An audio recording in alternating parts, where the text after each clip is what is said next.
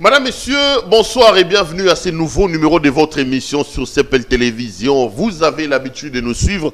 Nous prenons des questions importantes qui retiennent l'actualité dans plusieurs domaines, que ce soit dans la foi, dans la spiritualité, en politique, dans l'économie, dans le social. On les met sur la table avec un invité. Il vient, il donne son point de vue. Vous le savez, le président de la République a décidé de consacrer la République démocratique du Congo entre les mains du Seigneur. Quelle est la conséquence de ces choses-là sur le plan spirituel? Quel est véritablement les plans de Dieu pour la RDC? Nous parlerons de ces questions. On essaiera plutôt de trouver aussi l'intersection qui existe entre d'une part la politique et de l'autre l'Église et la foi. Les deux sont-ils incompatibles? Pouvons-nous avoir des hommes de Dieu qui font la politique? Aujourd'hui, je vous propose une véritable balade sur ces questions-là. Il nous vient de très très loin. C'est un homme de Dieu, c'est un écrivain. Il a l'habitude d'écrire. Il vit en Belgique, mais il est en séjour ici à Kinshasa. J'ai donc le réel plaisir de recevoir pour vous le pasteur James Otepa Koudoura. Pasteur, bonsoir. Bonsoir mon frère. Grand plaisir de vous avoir sur ce plateau. Pour la première fois, soyez la bienvenue. J'espère que ça ne sera pas la dernière. Hein?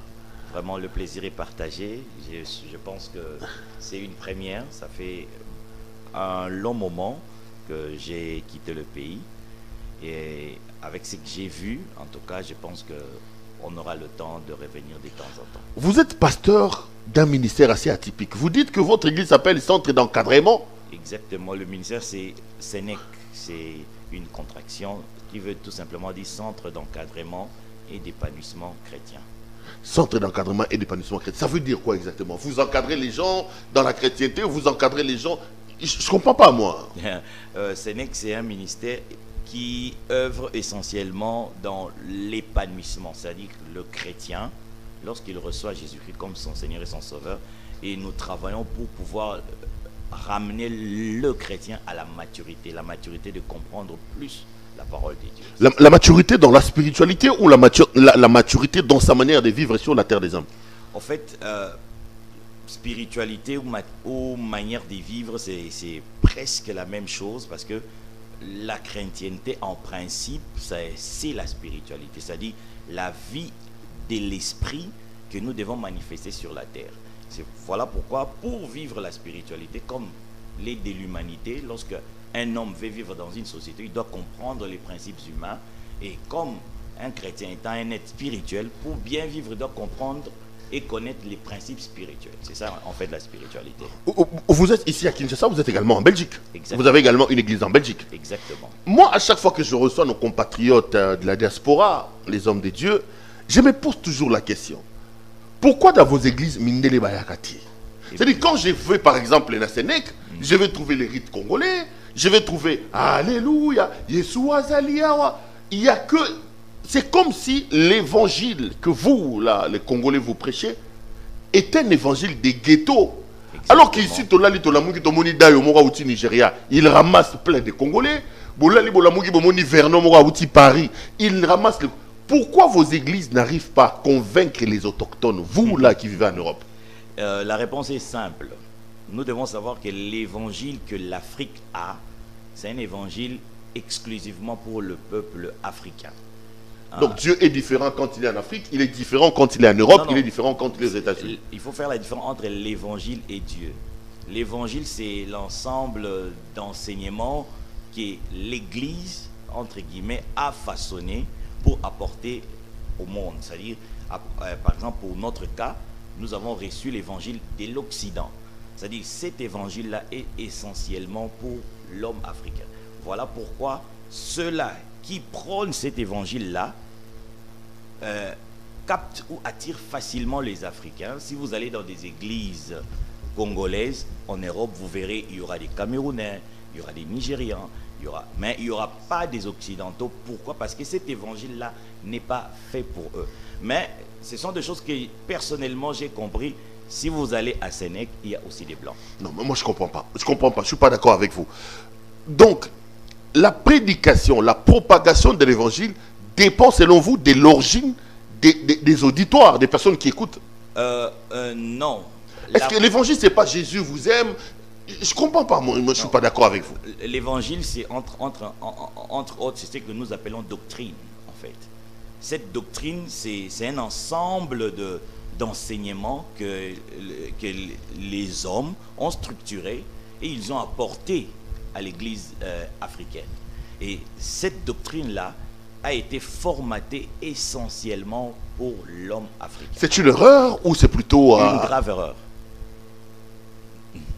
C'est une grave erreur. Pourquoi? Parce que la preuve est là.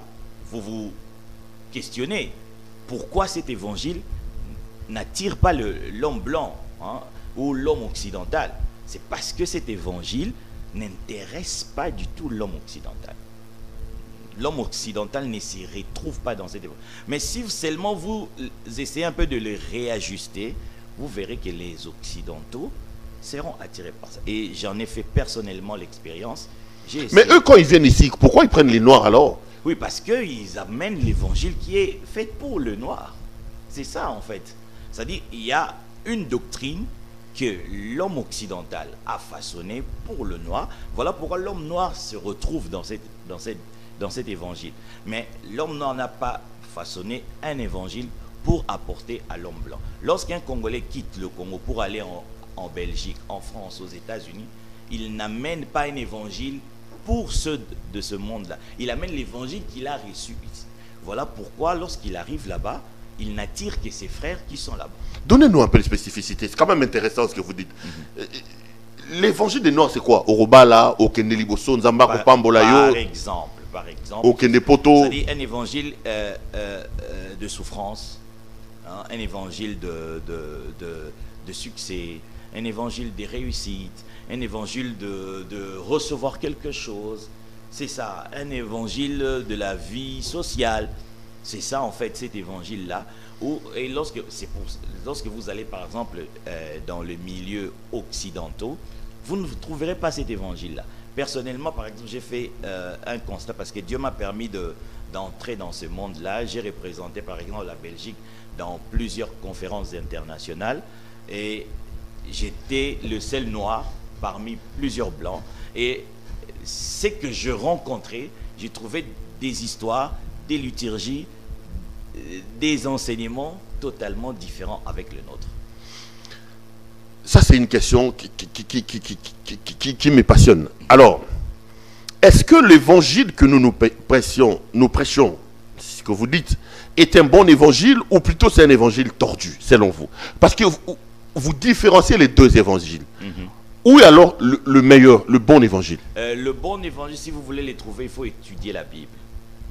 Si vous voulez trouver le bon évangile, parce que le mot évangile, ça veut tout simplement dire bonne nouvelle. Et quelqu'un qui a faim, la bonne nouvelle pour cette personne-là, c'est la nourriture. Quelqu'un qui manque l'argent, la bonne nouvelle pour cette personne, c'est avoir l'argent. C'est-à-dire, tout le monde peut formater son évangile. Alors, si vous voulez trouver l'évangile des dieux, alors il faut étudier la Bible. Et en étudiant la Bible, vous constaterez que la plupart des doctrines ou des enseignements doctrinaux ou évangéliques qui sont prêchés dans des églises, ce sont des enseignements circonstanciels qui utilisent la Bible en quelque sorte. Donc les gens se servent de la Bible. Exactement. Et non pas Dieu qui vienne ici. Vous remarquerez que, je vous donne par exemple un petit exemple, Jésus-Christ n'a jamais enseigné la délivrance. Jésus-Christ n'a jamais enseigné par exemple, même, j'irai plus loin, même le salut. Jésus ne l'a jamais enseigné, mais ce sont des enseignements doctrinaux. Vous voyez, ce sont des enseignements doctrinaux qui font le corps ou la colonne vertébrale du christianisme. Mais ce sont des choses que Jésus-Christ n'a pas enseignées. Non, mais quand Christ nous disait lui-même, repentez-vous, le royaume arrive, race des vipères, repentez-vous, détournez-vous de la voie. Est-ce que c'est pas ça le salut? Qui a cru à moi, a cru au Seigneur. Le salut, c'est quoi? Quand il dit Dieu a tant aimé le monde qu'il a envoyé le Fils. Ça, ce n'est pas, pas le salut, c'est pas l'évangile du salut. Jésus a enseigné un seul évangile qui est le royaume. Et lorsqu'il dit aux gens répenteux, vous savez, la repentance, ce n'est pas quelque chose de remords, non. La repentance, c'est quelque chose de philosophique. C'est-à-dire, en fait, Jésus-Christ disait à ceux de son époque, eh bien, laissez ce que vous êtes en train de faire, acceptez le message que je vous apporte. C'est ça, en fait. Et nous nous repentons tout le jour. Lorsque, par exemple, j'amène quelque chose de nouveau que l'homme ne savait pas, ou mes frères ne savaient pas, ils se repentent et ils prennent ça. C'est ça la repentance. C'est quelque chose de philosophique ou idéologique. Pasteur, vous êtes venu parce que je voulais quand même qu'on partage. Je rappelle que le pasteur James Koudoua est écrivain. Il y a d'ailleurs un de ses ouvrages ici, le plan originel des dieux pour l'homme. On en parlera un peu vers la fin de cette émission. Plan originel des dieux pour l'homme. La politique a tendance à s'embrayer depuis un temps à la religion. Est-ce que vous pensez que politique et religion peuvent faire route ensemble? Oui, vous savez, c'est une bonne question et une mauvaise question à la fois. Pourquoi? Parce que l'histoire nous a donné des fausses informations. Au commencement, il n'y avait pas de politique et de religion. Au commencement, il y avait seulement la religion, si je peux le dire comme ça. Parce qu'en fait, la religion du début, c'était la politique. Par exemple, si vous regardez dans la Bible, Moïse, c'était un politicien. Ouais. Si vous regardez des Josué, c'était des militaires. Si vous regardez des David, c'était des rois. Tout ce que nous faisons dans les textes que nous lisons à l'église, ce sont des textes qui étaient liés à la gestion de la cité. Donc, c'était des textes politiques. Mais le problème est venu vers le début du XXe siècle, où il y a eu des bévues de l'Église. C'est alors que l'Occident a décidé de scinder la gestion de la cité et l'Église. Lorsque cette décision est venue, c'est alors que maintenant, les hommes ont commencé à dire, eh bien, nous ne devons plus associer la religion et la politique. À César ce qui est à César, à Dieu ce qui est à Dieu. C'est alors que les gens ont commencé à utiliser de telles phrases. Je vous dirai toujours que la Bible, c'est une pensée ouverte. C'est-à-dire que vous pouvez tout défendre avec la Bible. Voilà pourquoi nous utilisons un seul livre, mais plusieurs idéologies, plusieurs interprétations. Parce que la Bible, par nature, c'est une pensée ouverte. Donc on peut justifier même le fait de séparer. Ça a été une grosse erreur de la part des dieux, de rendre la Bible autant ouverte. Hein. Non. La Ce Bible... qui fait que nous n'ayons pas une seule pensée, chacun de nous peut aller. Vous voulez être polygame, vous pouvez trouver la défense de la polygamie. Exactement. À l'intérieur. Vous voulez être monogame, vous pouvez... Ça devient un fourre-tout, votre Bible est là. Ça a l'apparence d'avoir comme une erreur venant des dieux, mais ce n'est pas une erreur venant de Dieu. C'est une erreur venant des hommes. Parce que la Bible, c'est un livre écrit par des hommes. Non, on dit que c'est inspiré. Dieu lui-même leur a donné les propos. J'ai écrit un livre aussi. Je peux dire que je suis inspiré de ça. Vous croyez à la sainteté de la Bible? Vous croyez que la Bible, c'est un livre divin? C'est Dieu qui a inspiré la Bible? J'aurais du mal à répondre à cette question parce que je trouve que c'est la question un peu difficile. Je ne crois pas à la sainteté de la Bible parce que cette déclaration a été faite par l'Église catholique. Et les motivations qui ont poussé à l'Église catholique de faire cette déclaration, la sainteté des Écritures, ce n'était pas des bonnes motivations. Non, mais on nous dit que la Bible, c'est quand même les livres sacrés, non, de la chrétienté, c'est ça. C'est pour cela, en fait, le problème que les chrétiens ont aujourd'hui, c'est que les chrétiens n'étudient pas l'histoire, n'étudient pas le passé. La Bible, telle qu'elle nous est arrivée comme ça, il y a une histoire derrière ça. Si nous étudions, nous faisons des recherches derrière ça, nous allons découvrir beaucoup de choses. Beaucoup de choses, par exemple, pourquoi l'Église catholique a déclaré que la Bible était sainte. Par exemple, pourquoi l'Église catholique a dit que c'est une inspiration, il ne faut pas enlever, il ne faut pas retrancher. Pourquoi ils ont fait ça? Pourquoi? Parce qu'il existe, j'aime toujours dire, il existe deux questions importantes que l'homme doit toujours se poser. C'est la question du pourquoi et du comment. Mais pourquoi l'Église catholique a dit que la Bible était une livre sainte? Parce que lorsque je vous dis, c'est Dieu qui me dit, eh bien, vous êtes obligé quelque part de me croire. C'est-à-dire, vous remettez en cause la pureté, la sainteté, la divinité de la Bible. La remise en question, elle est divine. C'est Dieu qui a donné à l'homme la capacité de remettre les choses en question. Observez Jésus-Christ. tout ce qu'il a fait, c'était tout simplement des remises en question. Mais C'est ça vous-même, la repentance. mais vous-même, vous considérez la Bible comme quoi? Je considère la Bible comme étant un livre Ou humain. un humain, comme moi j'ai écrit mon livre, mais inspiré des dieux. C'est inspiré des dieux. Cela ne veut pas dire que nous devons le prendre comme tel, mais nous devons fouiller dans ça pour soutirer la parole des dieux. Un peu pour dire que dans la Bible, on peut avoir des erreurs. Exactement. Mais il n'y a pas des erreurs, mais des choses à ne pas faire. Pas des erreurs, mais des choses à ne pas observer. Par exemple, dans la Bible, vous venez de citer la polygamie, par exemple. Elle est dans la Bible, mais c'est quelque chose qui n'est pas correct. C'est-à-dire la Bible est Mais si elle est correcte, pourquoi Dieu l'a inscrit là-bas? Vous me perturbez un peu. Voilà. On n'est qu'au début de cette émission, mais je suis très perturbé. Je ne comprends plus rien. Exactement. On nous a enseigné dès l'enfance que ces livres ici, les livres de la loi, qu'ils ne s'éloignent pas de ta bouche, qu'ils ne s'éloignent pas de ceci. On nous a dit, n'enlevez rien, n'ajoutez rien. On nous a donné la Bible comme... C'est ça la grande Mais on dit c'est Dieu, c'est la parole de Dieu, justement. C'est pas Dieu, c'est pas Dieu. Étudiez l'histoire, et ça existe dans l'histoire. C'est l'Église catholique qui a tout formaté. Il y a, je pense que vous devez savoir ce qu'on appelle les lois que l'Église catholique avait établies pour réunir la Bible, le canon de la Bible. Ce n'est pas Dieu qui est descendu pour donner le canon, mais ce sont les hommes qui se sont mis ensemble et ils ont décidé pour dire ces livres nous devons accepter, ces textes nous devons le retrancher. C'est ça. Ça dit il y a une histoire. Maintenant Dieu, sachant qu'il y aura toutes ces choses, il a donné à l'homme ce qu'on appelle l'intelligence. La Bible dit dans le livre de Proverbes, la réflexion, l'intelligence te gardera, te préservera du mal. C'est-à-dire Dieu a donné à l'homme l'intelligence pour pouvoir réfléchir. Au début, vous avez commencé par me dire, mais comment se fait-il que l'évangile que vous prêchez, vous n'attirez pas le blanc? Parce que les blancs réfléchissent.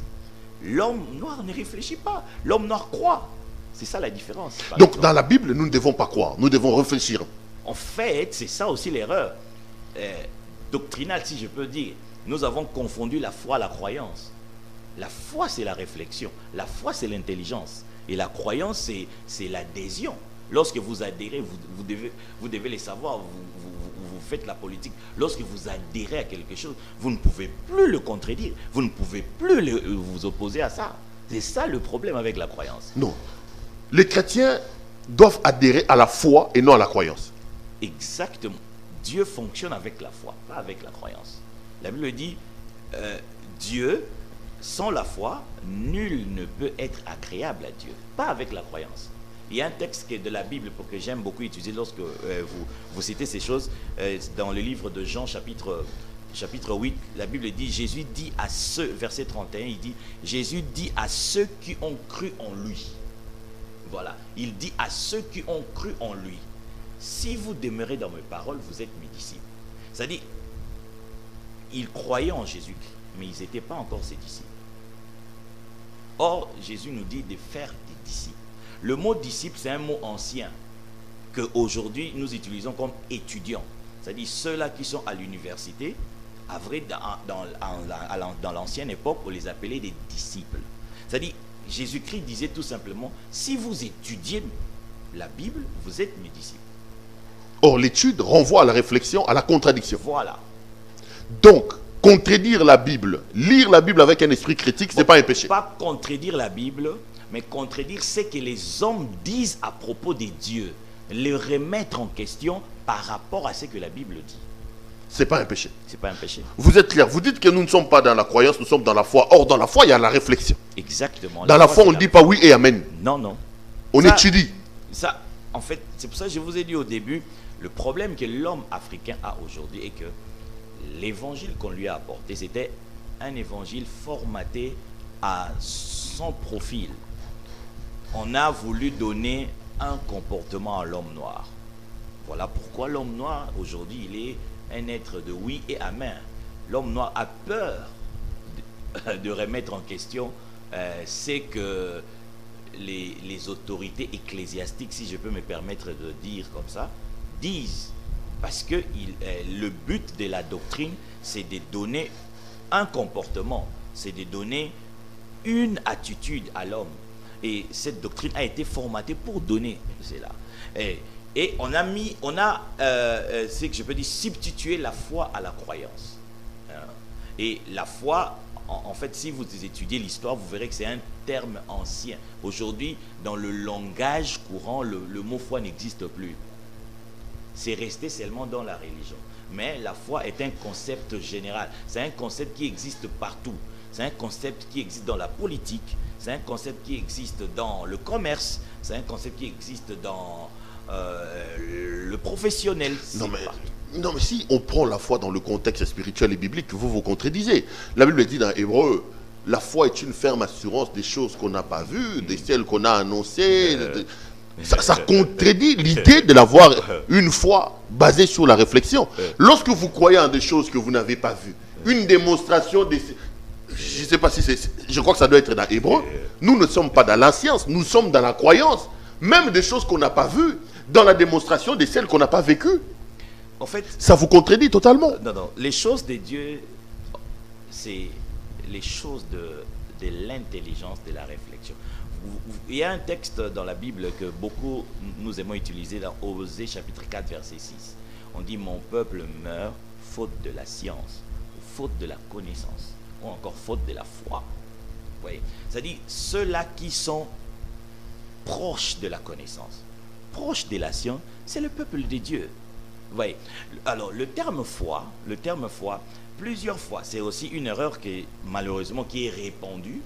Plusieurs fois, j'ai fait ces observations-là, où je demande à une personne, c'est quoi la foi? On me cite toujours ce texte de Osée chapitre 11, Hébreux chapitre 11, verset 1.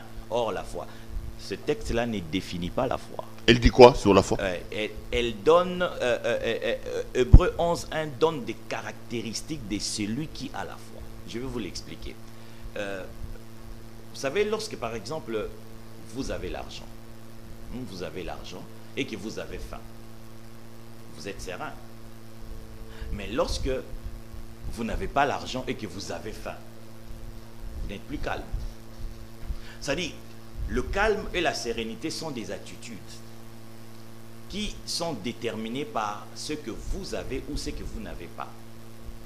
Mais l'argent fait que vous soyez serein.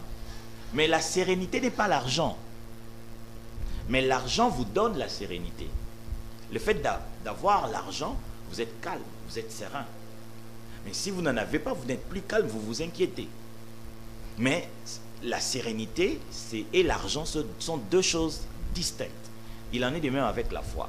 Hébreux 11, 1 dit, or la foi est une ferme. En fait, la foi n'est pas l'assurance. Mais la foi donne l'assurance. Ce texte-là, dans son vrai sens, veut tout simplement dire la personne qui a la foi aura une assurance ferme. Elle peut même vous démontrer les choses qu'elle espère, même si ces choses-là ne sont pas encore visibles. C'est ça ce que dit. Voilà pourquoi si vous lisez la suite de ce texte, de tous les chapitres d'Hébreux 11, on vous parle de ce que nous appelons des héros de la foi, c'est-à-dire des personnes qui ont possédé la foi. La suite même dit pour l'avoir possédé. C'est-à-dire le texte de Hébreux chapitre 11 ne met pas la foi en évidence, mais explique ceux-là qui possèdent la foi. Et pour vous, alors, la vraie définition de la foi, c'est laquelle? La foi, c'est quoi? Jésus a défini la foi dans plusieurs... Je vais vous donner deux exemples rapidement. Un jour, Jésus-Christ...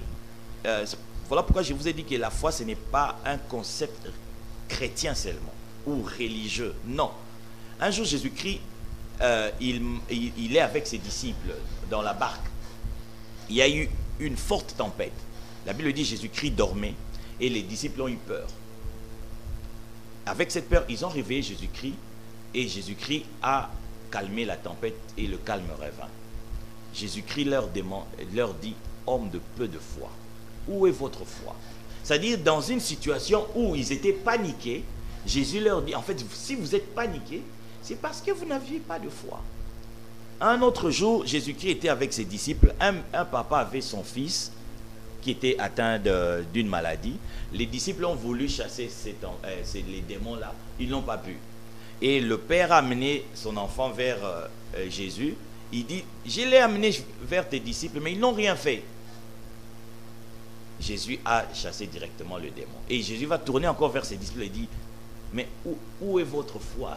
Vous n'avez pas de foi. Si vous aviez de foi, vous direz à cette montagne. C'est-à-dire qu'à chaque fois que les disciples étaient dans une incapacité, Jésus-Christ faisait intervenir la notion de la foi.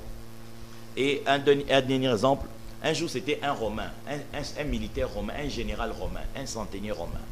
Il est venu vers Jésus, il a demandé, j'ai mon serviteur qui est malade, tu peux l'aider. Jésus dit, ok, on va aller chez toi pour le sauver. Le centenier romain dit, non.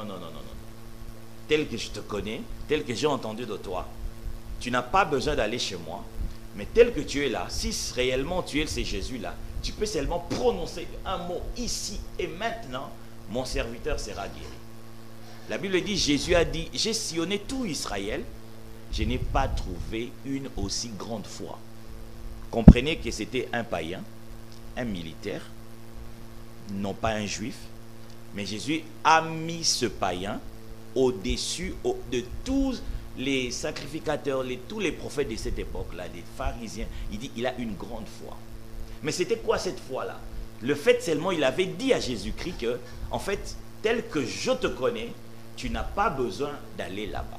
En fait, selon Jésus-Christ, la foi, c'est tout simplement la connaissance de savoir comment est-ce que les choses doivent se passer. C'est cela la définition de Jésus-Christ. Voilà pourquoi j'ai dit, la foi, en fait, c'est la connaissance. Voilà pourquoi dans le livre de Romains, où il dit, la foi vient de ce que l'on entend. Qu'est-ce que vous entendez? Des informations.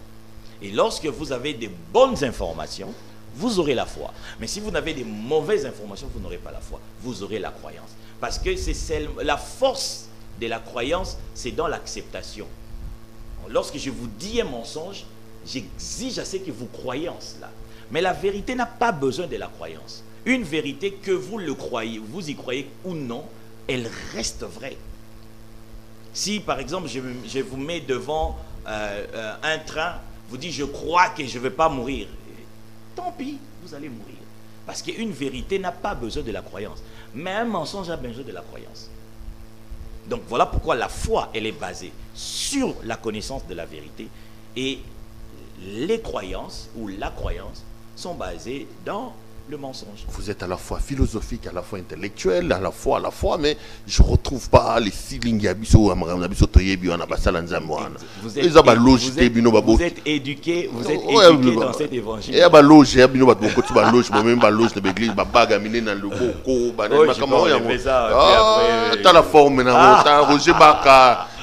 Si la sabatulon na caméra philosophie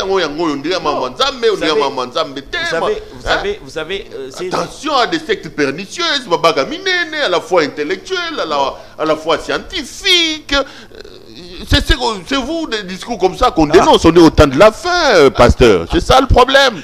Bon, vous voulez remettre en cause tout ce que nous avons appris concernant Dieu. Je vous ai parlé je comprends que ça choque, Moi aussi, ça m'a choqué. Je vous ai dit, le premier exercice qu'un homme de Dieu ou une femme de Dieu, un chrétien doit faire, c'est d'étudier la Bible. En étudiant la Bible, je suis arrivé à la conclusion que plusieurs ne lisent pas la Bible, mais nous cogitons seulement sur ce qu'on nous a dit.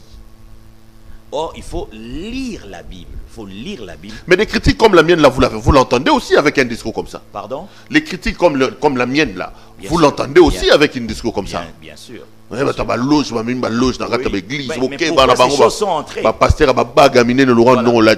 pourquoi ces choses sont entrées? C'est tout simplement parce que les chrétiens ne sont pas assis dans la vérité. Il est facile de tromper quelqu'un qui ne connaît pas.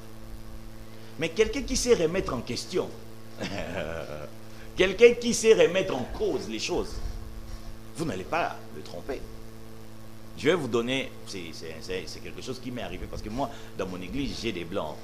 Un jour, j'ai parlé à une blanche, une belge. Il me dit, pasteur, pourquoi voulez-vous me manipuler? Il me dit tout simplement. Pourquoi il m'a dit ça? Parce qu'il garde sa tête sur ses épaules. Mais nous, on nous a appris que les choses de Dieu, il ne faut pas mettre l'intelligence. La Bible dit, lorsque le diable vient la première des choses lorsqu'il fait, c'est dévoiler l'intelligence des hommes. Et comment on peut faire pour que votre intelligence ne fonctionne pas? C'est en vous emportant la croyance. C'est en vous disant des phrases, par exemple, dans les choses des dieux, il ne faut pas mettre l'intelligence. Dans les choses des dieux, il faut seulement croire. Alors, si moi je suis dans un loge, je veux vous manipuler, je veux vous tromper, la première des choses, c'est de vous empêcher de réfléchir. Voilà pourquoi Dieu tient compte de la réflexion. Dieu tient compte de l'intelligence. Dieu tient compte de la connaissance. Son royaume est appelé le royaume de la lumière. Le mot lumière dans la Bible veut tout simplement dire connaissance de la vérité. Voilà. Alors, lorsque vous êtes dans la vérité, vous êtes dans la connaissance, vous êtes dans la réflexion, même ceux-là qui sont... bon, moi, ma bague, vous savez, j'ai grandi ici. La bague, ils ont bilora mibali. Mibali nde ba mzalaki na maramba ba bague ou tout ça. Bon, et le salami qui est bateau, nde ba mais cela ne nous empêche pas. Donc il y a eu des baloches. Oh, je peux voilà, moi qui moi on a ça non moi il n'a pas na kabeli au là tu ça. T'es raté pas. Comment ngate? Mais ça caméraman engage tire mutaninga ba bague ngaide pas. Pardon. Donc si je vous comprends bien, avant que l'on passe sur ce pourquoi vous êtes venu, je vous ai fait venir pour qu'on parle un peu de la politique. Dieu n'exclut pas la connaissance. La connaissance, la réflexion ne s'oppose pas à la foi telle qu'on nous a fait gober depuis des années. Ça, c'est la plus grande supercherie que l'Église catholique a réussi. Hein. Non, même les églises rêvées. Mais les églises rêvées sont des petits-fils de l'Église catholique. L'Église a commencé par le catholicisme. On nous dit seulement Amen. Voilà. C'est-à-dire que, parce qu'ils savaient que ce qu'ils disaient, c'était de fausseté. Alors, pour que les Noirs, parce que ça c'est un évangile réservé aux Noirs, pour que les Noirs le gobent facilement, il fallait leur interdire de réfléchir. La preuve, voilà pourquoi l'Afrique souffre. Voilà pourquoi aujourd'hui, je vois il y a des mouvements de Noirs, tout ça, qui sont contre les religions importées. Bafouvamu, Voilà, Bakimbangu, parce que Bangunza. lorsque, mon frère, si vous réfléchissez seulement un tout petit peu, vous allez voir que l'Église, c'est vraiment de la supercherie. Donc, Bamoukou n'a pas ça, Abissona Bassonika Foutan. Mais les preuves sont là. Wapian, on va preuve. Vous le savez. Lesquelles? Y'a Mimi? Non, j'ai dit ce qu'ils disent. Ça ne corrobore pas. Ça ne corrobore pas. Ils changent comment on dit, de discours facilement. Vous savez, lorsque vous êtes dans la vérité, vous êtes constant. Une des caractéristiques de la vérité, c'est la constance. Maintenant, on fait quoi? Vous qui regardez de l'extérieur, vous dites quoi? Moi, je dis... Nous qui sommes dans ces églises-là, on est perdus, on va aller en enfer. Qu'est-ce qui va se passer concrètement? Redevenez seulement humain. L'humain est défini par sa capacité mentale. Vous remarquerez dans le langage bantou, le lingala, l'homme, c'est le muntu. Et la tête, c'est dit aussi mutu. Moto, c'est la même chose. C'est-à-dire un être humain est évalué ou respecté par sa capacité mentale. Si vous redevenez humain, ils ne vont plus jouer avec vous. C'est fini. Moïse Mbiye. Bon, moi j'ai cité des noms. Moi j'ai cité le nom de personnes. Kalombo. Donc ça c'est une vaste escroquerie.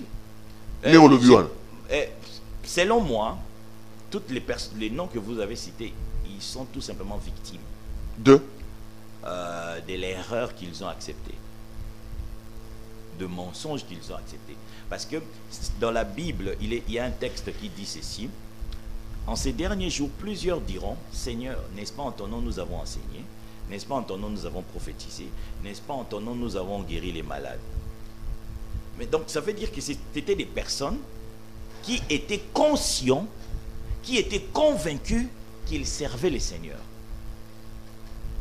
Mais le Seigneur leur dira, je ne vous ai jamais connu. Mais mettez-vous maintenant à la place des brebis, nous qui suivons ça. Dieu nous a abandonnés, il nous laisse aller, se faire escroquer comme ça. Vous dites que c'est une escroquerie, c'est ce que vous avez dit. Oui, je comprends. Mais Dieu là, s'il est amour, s'il nous aime, il laisse des millions de personnes à aller dans son vers amour, l'escroquerie.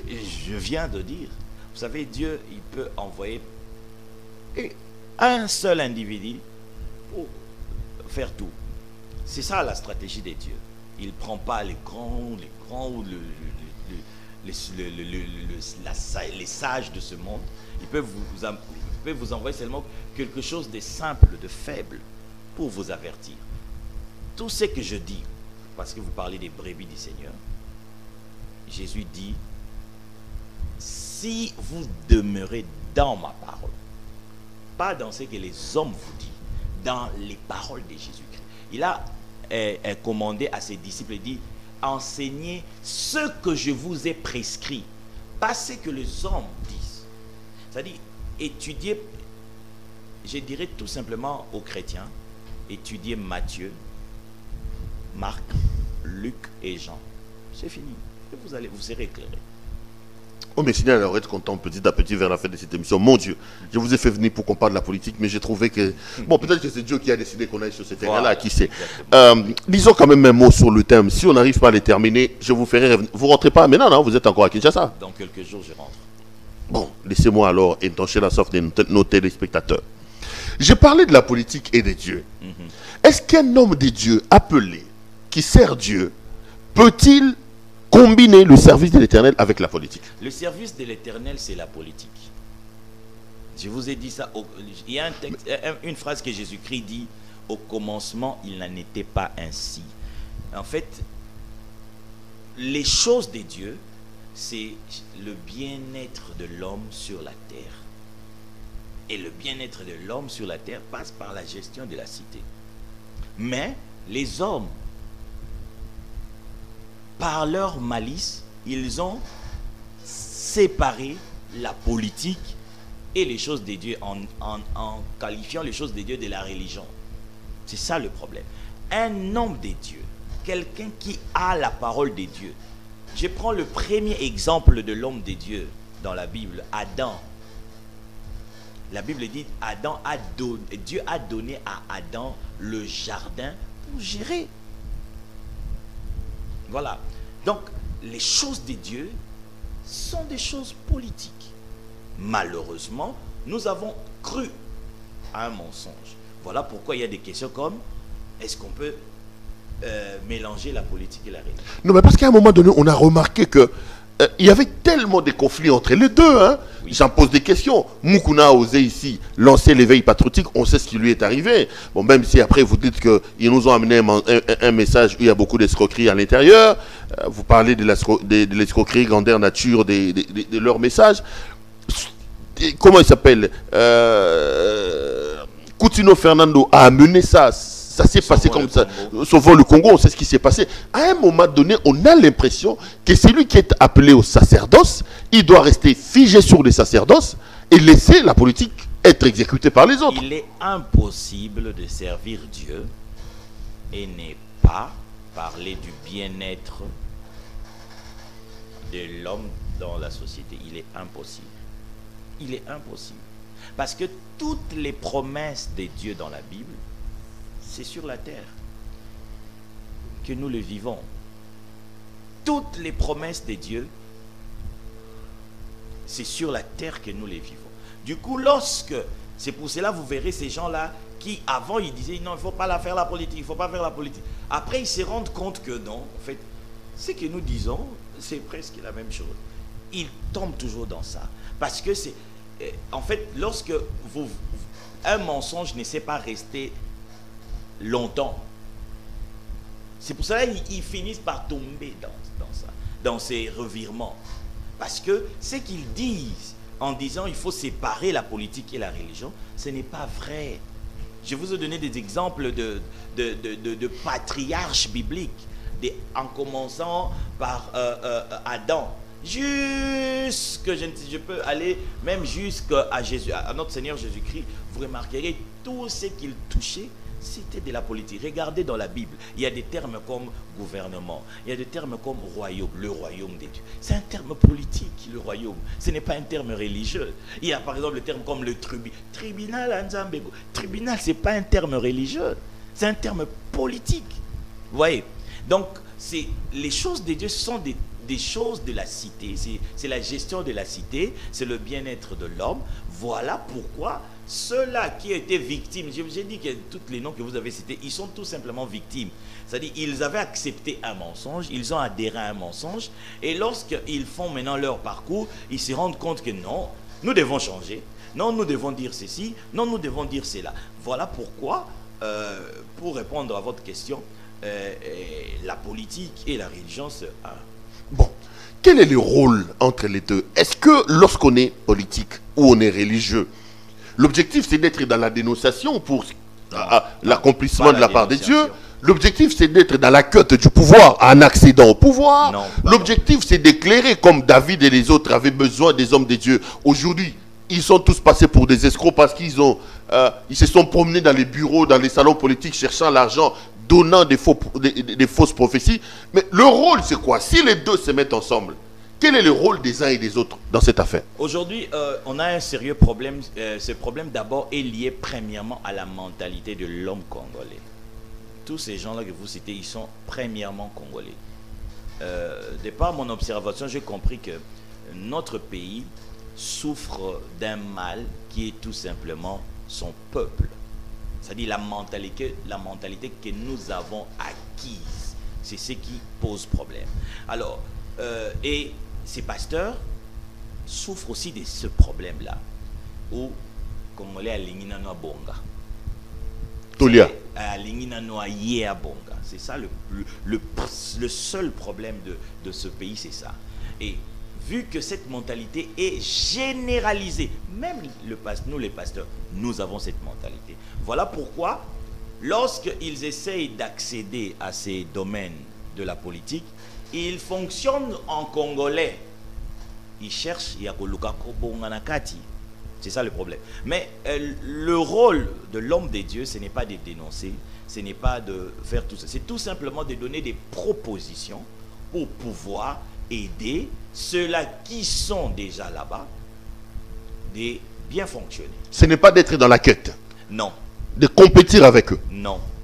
C'est d'être des sages. Lorsque vous êtes en dehors du système gestion, vous devez donner des propositions. Et si vous êtes dedans, c'est-à-dire vous êtes au pouvoir, eh bien vous devez appliquer ces propositions. C'est ça. Je ne comprends pas. Vous dites que le rôle, c'est d'être des conseillers des sages, ou plutôt le rôle, c'est aussi d'entrer là-bas pour appliquer les mêmes la même sagesse. Il peut se faire. Cela n'est pas exclu, parce que dans la Bible, nous avons vu des hommes des dieux, des généraux qui sont des dieux, nous avons vu des rois qui sont des hommes des dieux.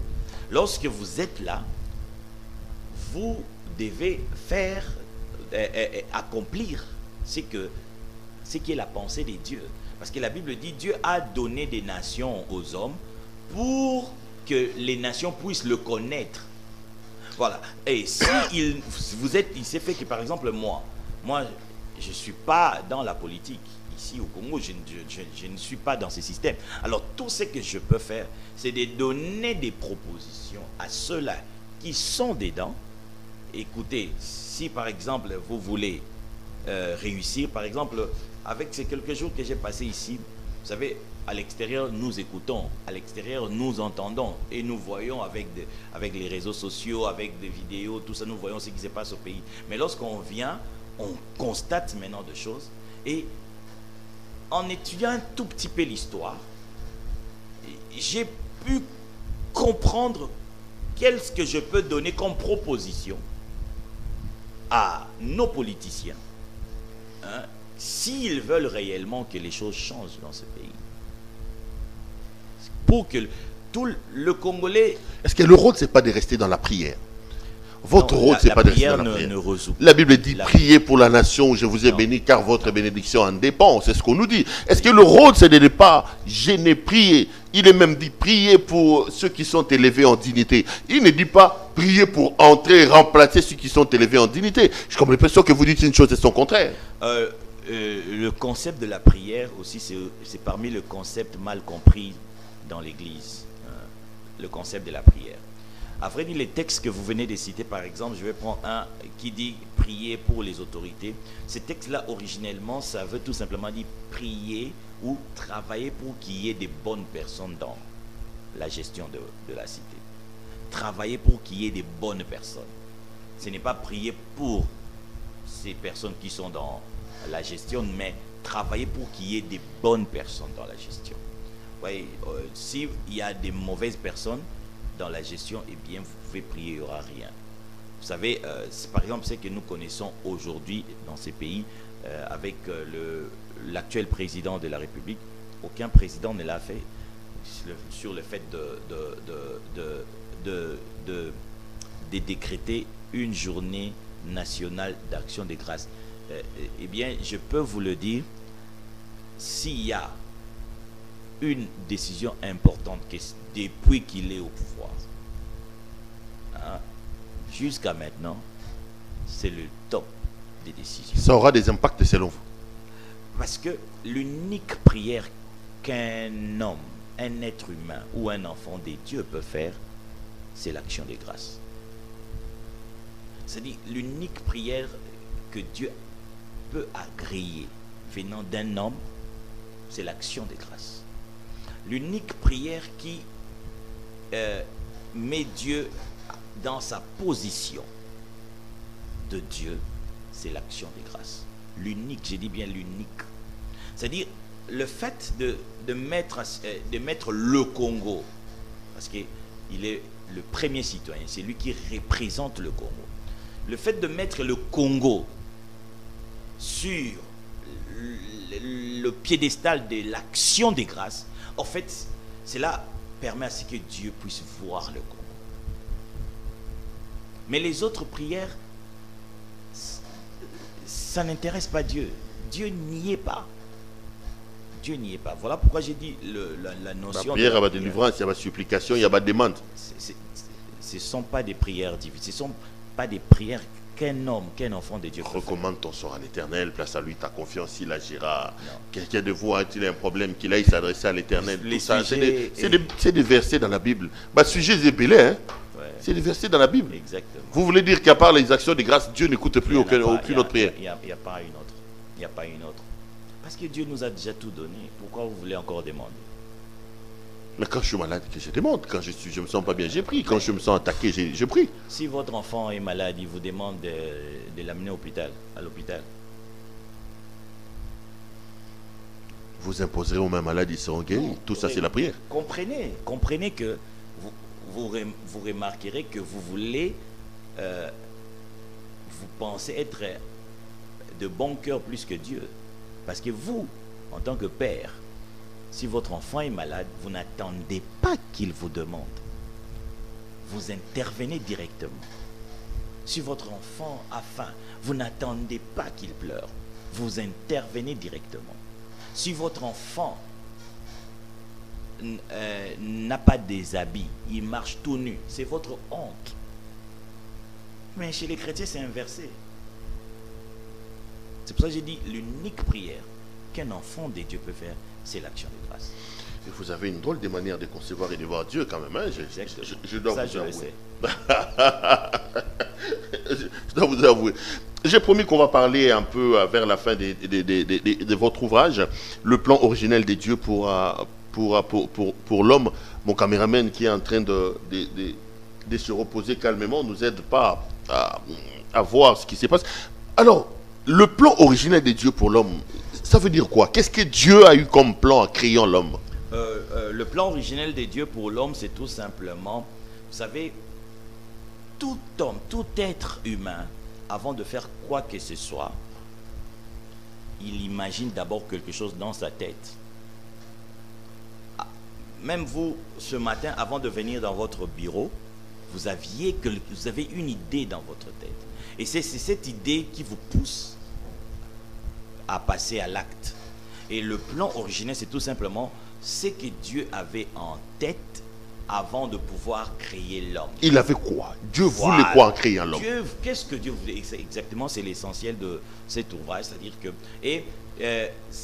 la pensée de Dieu, Dieu manifeste sa pensée au travers de sa parole. Du reste, la parole, c'est tout simplement la matérialisation de la pensée. C'est ça, ce que nous appelons parole. Tout à l'heure, on parlait de la Bible. Vous dites que c'est comme si je ne crois pas à la sainteté de la Bible. Tout simplement parce que nous avons confondu la parole de Dieu à la Bible. C'est ça aussi, c'est une des erreurs que nous avons commises. C'est-à-dire, à la place de la Bible, on peut mettre la parole de Dieu, et à la place de la parole de Dieu, on peut mettre la Bible. Non, la Bible n'est pas la parole de Dieu, mais la Bible contient la parole de Dieu. Grâce à la Bible, je peux étudier les écrits bibliques et soutirer la pensée de Dieu, soutirer la parole de Dieu. J'ai donc tout simplement dans mon église un exercice simple pour comprendre la différence entre la Bible et la parole de Dieu. C'est dans le livre de Jean chapitre 1 verset 1. On dit tout simplement: au commencement était la parole de Dieu, et la parole de Dieu était avec Dieu, et cette parole était Dieu. Mais je ne peux pas dire au commencement était la Bible, et que la Bible était avec Dieu, et la Bible était Dieu. C'est incohérent.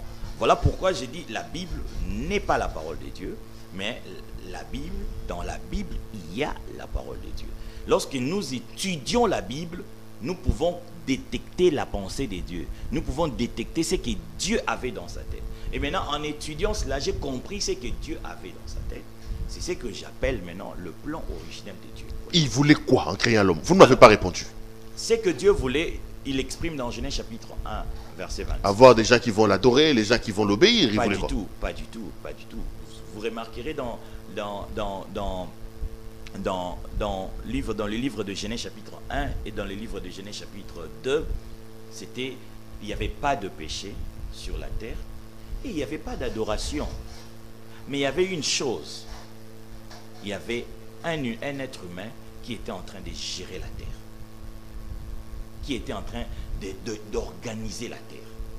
Il n'y avait pas d'église, il n'y avait pas des hôtels, il n'y avait pas de sacrifice, mais il y avait un être humain qui conversait régulièrement avec Dieu et qui était en train de gérer les choses ici sur terre. Donc l'objet, c'était cela l'objet essentiel. Le plan originel pour lequel Dieu nous a créés, voilà, c'est de gérer la cité, gérer la terre. Voilà. C'était de gérer la création qu'il avait créée. Et aujourd'hui, vous matérialisez ça comment? On gère quoi? Alors, aujourd'hui, nous le matérialisons maintenant par la gestion de terres que Dieu nous a données. Par exemple, aujourd'hui, nous, le peuple congolais, nous gérons cette terre que Dieu nous a donnée. Vous savez, il y a eu des peuples aussi dans la Bible qui ont eu à mal gérer leur territoire. Et la Bible dit que ces peuples-là ont perdu leur territoire. Il y a eu des Jébusiens, des Cananéens. Ils ont eu à mal gérer des territoires qu'ils avaient. Et comme conséquence, ils ont perdu ces terres-là. Il y a eu d'autres peuples qui ont envahi ces peuples et ils ont perdu ces territoires.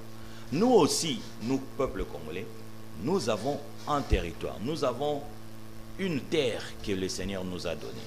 Nous avons comme mission, nous avons comme objectif, comme but de correctement gérer ça. Voilà pourquoi vous le permettrez que je puisse le dire. J'ai sillonné un peu la ville de Kinshasa. Et en étudiant un tout petit peu notre histoire, j'ai compris que l'homme congolais, s'il veut réellement, s'il aime réellement son pays, pour que ce pays puisse aller, pour que ce pays bénéficie à tout le Congolais, on a un besoin énorme de pouvoir coopérer avec d'autres peuples. Lorsque je parle d'autres peuples, je parle essentiellement de blancs. C'est-à-dire, ma proposition est que nous puissions avoir une coopération entre, par exemple, moi je vis en Belgique, Je connais l'histoire du peuple flamand, un peuple qui était presque esclave, qui était serviteur dans leur pays, mais ils ont travaillé, ils ont mis en place des stratégies pour élever leur communauté. Et je pense que nous, Congolais, si par exemple nous utilisons leur stratégie, nous coopérons avec eux, ils peuvent nous aider. Parce que un des sérieux problèmes que nous avons ici dans ces pays, c'est un problème de compétence. Nous pouvons utiliser ce peuple-là. Par exemple, ceux qui sont en politique, c'est-à-dire les politiciens, on peut mettre en place des protocoles d'accord, une coopération entre le peuple congolais et le peuple flamand, pour qu'ils viennent ici et que nous puissions faire ce qu'on appelle partage. On risque de parler du néocolonialisme, hein, les gens ne vont pas vous suivre dans ce sens. Je parle de la coopération. Ok. Je parle de la coopération. Le néocolonialisme existe déjà. Beaucoup de pays africains vivent cela. Et d'ailleurs, cette proposition peut contourner même le néocolonialisme. Vous savez, une chose j'ai compris avec l'homme blanc, c'est pour ça que je vous ai dit que la différence entre l'homme noir et l'homme blanc a tout fait pour garder sa tête. Mais l'homme noir a tout fait pour remplacer la croyance à la tête. Vous voyez? Donc, si nous réfléchissons, nous pouvons facilement contourner des mauvaises idées, des mauvaises pensées, des mauvaises stratégies de certains ennemis blancs occidentaux contre le Congo. Mais tout simplement en mettant notre intelligence en œuvre, mettre des protocoles d'accord et essayer de trouver des moyens pour coopérer avec ces peuples-là et trouver nos solutions qui feront que ce beau pays qui a tout, pas presque tout, tout, mais qui peut faire que tout Congolais puisse se retrouver. Pasteur, ça a été un grand plaisir, un vrai régal de vous avoir sur ces plateaux. En tout cas, si vous n'êtes pas parti, revenez, il y a tellement de thèmes à aborder avec vous, parce que je me rends compte que vous ne voyez pas les choses comme tout le monde. Merci beaucoup, en tout cas. Je me ferai violence pour revenir une deuxième fois. Madame, Monsieur, vous l'avez suivi, on a reçu un homme un peu atypique, hein, différent de tous les autres pasteurs qui ont l'habitude de défiler sur ces plateaux. Ça fait aussi beau que d'entendre d'autres sons de cloche.